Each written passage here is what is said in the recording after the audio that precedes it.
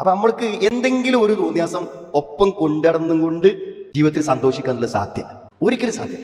ചിലപ്പോൾ അത് നിർത്തിയാൽ തന്നെ നമ്മുടെ ജീവിതം അത്ഭുതകരമായ മാറ്റത്തിന് വിധേയമാകും. മഹാനായ ഇബ്നു അബ്ബാസ് റളിയല്ലാഹു അൻഹു പറയുന്നുണ്ട്, ഇന്നലിൽ ഹസനത്ത് ദിയാഉ ഫിൽ വജ്ഹ്, ഒരു നന്മ ഒരുത്തൻ ചെയ്താൽ അവന്റെ മുഖത്ത് ഒരു വെളിച്ചം വരുമെന്നാണ്.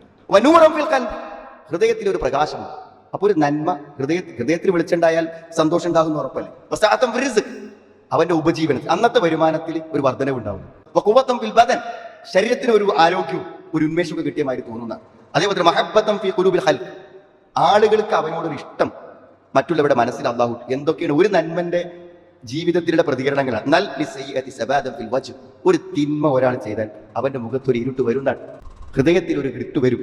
ഇത് ഖുർആൻ തന്നെ പറഞ്ഞ കാര്യമാണ്. കല്ലാ ബൽ റാന അലാ ഖുലൂബിഹിം മാ കാനൂ യക്സിബൂൻ, അവർ സമ്പാദിക്കുന്ന നിമിത്തം അവരുടെ ഹൃദയങ്ങളിൽ കറ പിടിച്ച് ഹൃദയം മുഴുവൻ കവർ ചെയ്യുന്നു.